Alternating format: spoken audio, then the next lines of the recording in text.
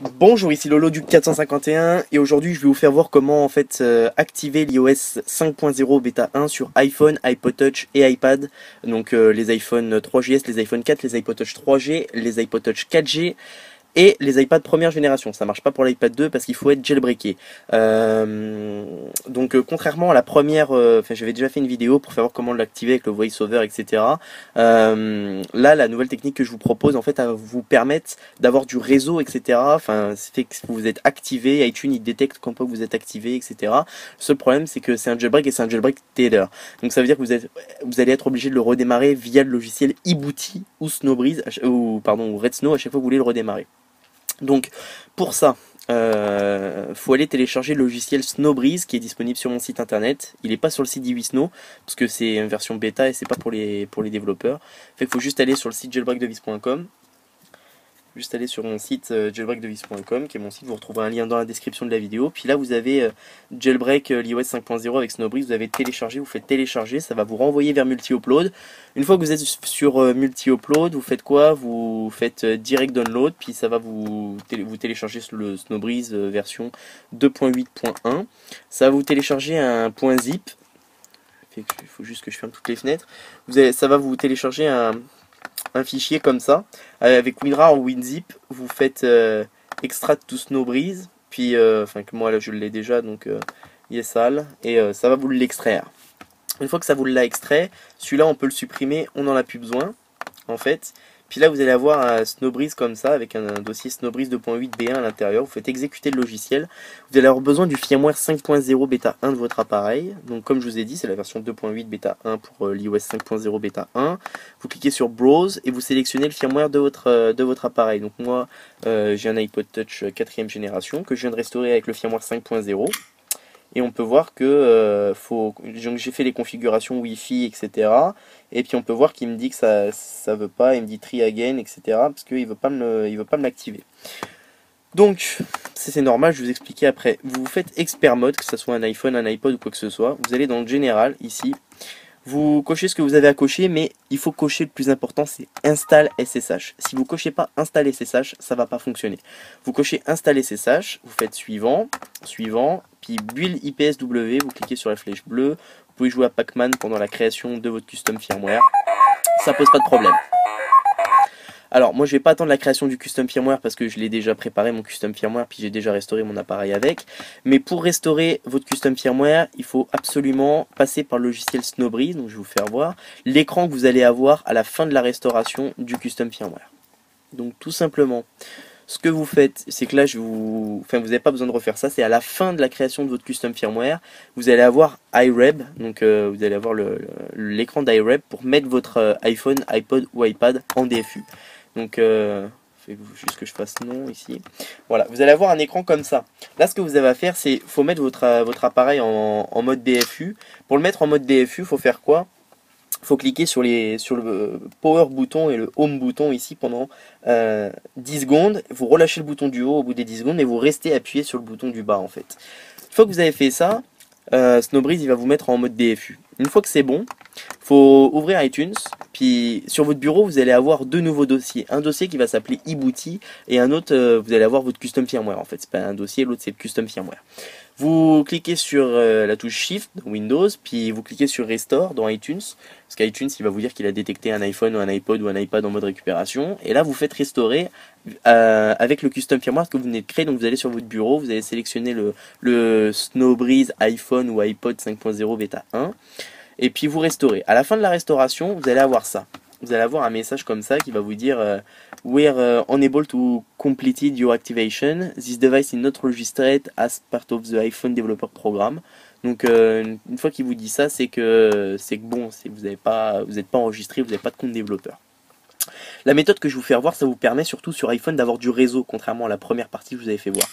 Donc là, tout ce qu'il faut faire une fois que vous avez restauré, il faut rééteindre votre appareil. Donc vous éteignez votre appareil, vous le remettez, enfin vous le réteignez pas, une fois qu'il s'est rallumé, vous le remettez en DFU. Vous appuyez 10 secondes sur les deux boutons, puis vous relâchez le bouton du haut au bout de 10 secondes et vous restez appuyé avec le bouton du bas. Dans votre nouveau dossier qui est apparu, après la création du custom firmware, vous allez avoir un logiciel qui s'appelle eBooty dedans. Ça va se présenter comme ça. Vous lancez eBooty.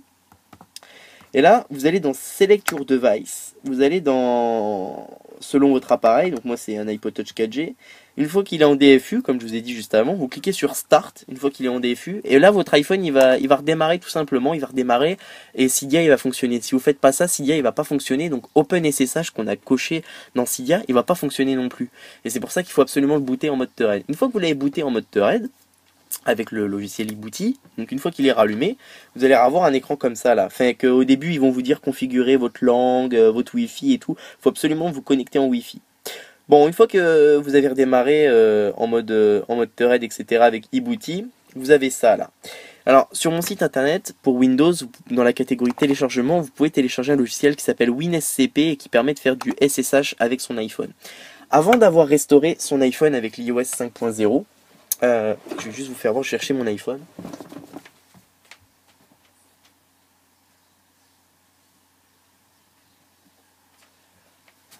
Alors comme je vous disais, je suis parti chercher mon iPhone. Comme je vous disais, une fois que vous avez, avant de, comment dire, de restaurer votre appareil avec le firmware 5.0, faut vous connecter à votre réseau Wi-Fi. Vous allez dans Wi-Fi là.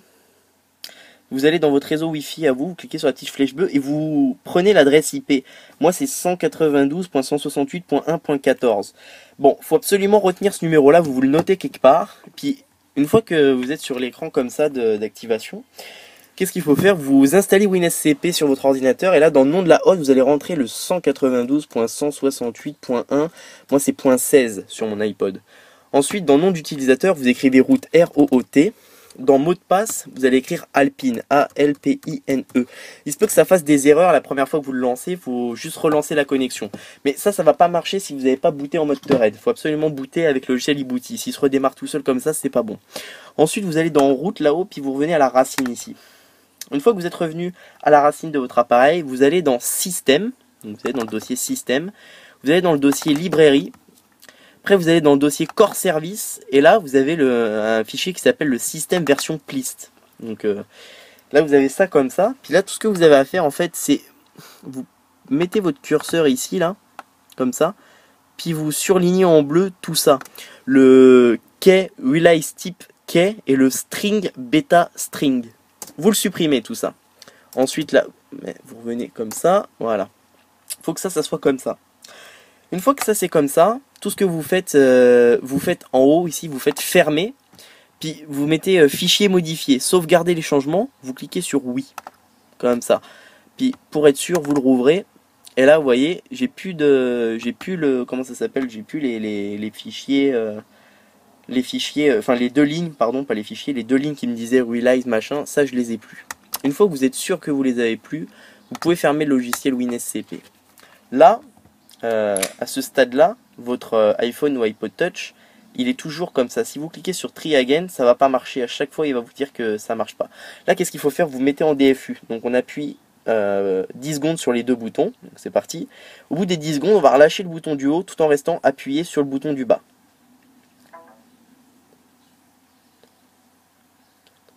Donc voilà, ensuite, qu'est-ce qu'on va faire? On va tout simplement relancer le logiciel eBooty, puis vous recommencez la procédure. Select your device. Alors là, iTunes, normalement, il va détecter un iPhone en mode récupération. Lui, vous le fermez, on s'en fout. Donc Select your device, vous cliquez sur le modèle de votre appareil, puis après, vous cliquez sur Start. Et là, il va redémarrer avec eBooty. Encore une fois. Et là, on va voir que quand il va redémarrer, il va être activé tout simplement. Il va être activé normalement, et puis iTunes il va le détecter, etc.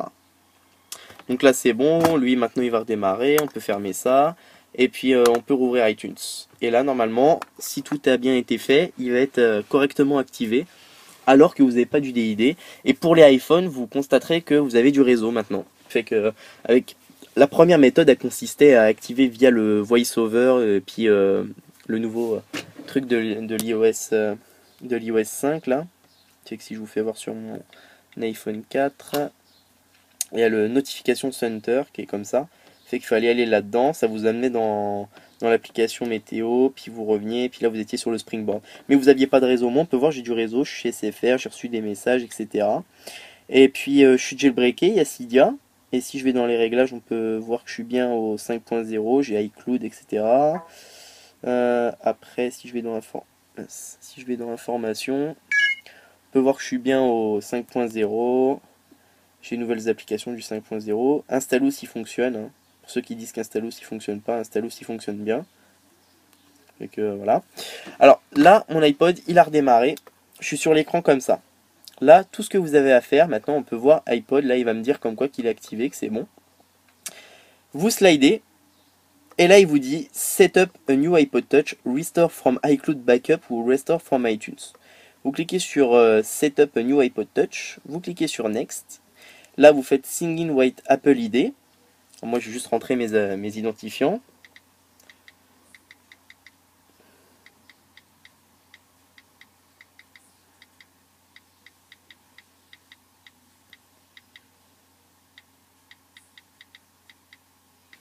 Voilà. Une fois que vous avez rentré les identifiants, vous cliquez sur Next en haut. Vous attendez un petit peu, le temps que ça load. Alors là, s'il vous dit ça, là, iTunes, vous pouvez cliquer sur OK, on s'en fout. Vous faites Setup New iPod, continuer, Done. Alors là, après, il vous dit, voulez-vous configurer iCloud? Donc ça, vous l'activez. Après, vous cliquez sur Next en haut. Find My iPod Touch, c'est pour la localisation. Puis là, il vous dit diagnostic, c'est si vous avez des rapports d'erreur, est-ce que vous voulez les envoyer à Apple? Vous dites don't send, parce que si vous êtes jailbreaké, ils n'ont pas besoin de le savoir, Apple. Puis là, vous cliquez sur Start Using iPod Touch. Et voilà. Vous êtes tout simplement à l'iOS 5.0. Donc si je m'en vais dans les réglages, il faudrait que j'ai pas triché, je suis bien en 5.0.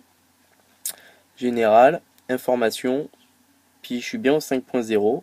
Puis je peux faire ma mise à jour logicielle directement depuis là, iTunes 5, etc. Et on peut voir que le multitâche, il fonctionne. Voilà, le multitâche fonctionne. Puis si vous êtes sur un iPod, vous avez du réseau, vous pouvez envoyer des messages, etc. etc.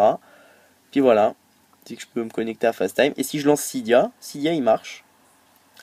Admettons que je suis un développeur. Vous attendez le rechargement des données, puis Cydia il va marcher tout simplement. Donc juste attendre que mon Cydia il charge. Voilà. Si je vais tout en bas, il s'agit bien d'un iPod Touch 4G iOS 5.0 avec Cydia 1.1.1. Donc voilà, Cydia il fonctionne, puis je suis jailbreaké. Tout simplement. Donc pour télécharger Snowbreeze et le logiciel WinSCP, tiens d'ailleurs même iTunes il me dit que je suis en version 5.0 avec mon iPod. Fait que ça marche bien, il n'y a pas de souci. Voilà, juste réduire. Donc, vous pouvez cliquer sur s'inscrire en haut, ce qui vous permet de recevoir toutes mes prochaines vidéos. Vous pouvez également visiter mon site internet jailbreakdevice.com, ce qui vous permettra de vous tenir informé de toute l'actualité en matière de jailbreak. Et puis, voilà, j'espère que ma vidéo vous aura aidé à activer votre iPhone ou iPod Touch au firmware 5.0 avec le logiciel Snowbreeze 2.8 bêta 1 à télécharger sur mon site internet, parce qu'il n'est pas disponible sur le site d'Ivisno. Donc voilà. Ensuite, là, il vous dit The iPod Space, machin. Vous cliquez sur OK, on s'en fout. Tout simplement. Et voilà, on peut voir que j'ai tout accès à mon iPod. Voilà, alors que tout à l'heure, il me disait comme quoi qu'il fallait l'activer, etc. Donc, c'est ça, c'était Lolo du 451. Je vous remercie de m'avoir suivi et à bientôt pour une prochaine vidéo.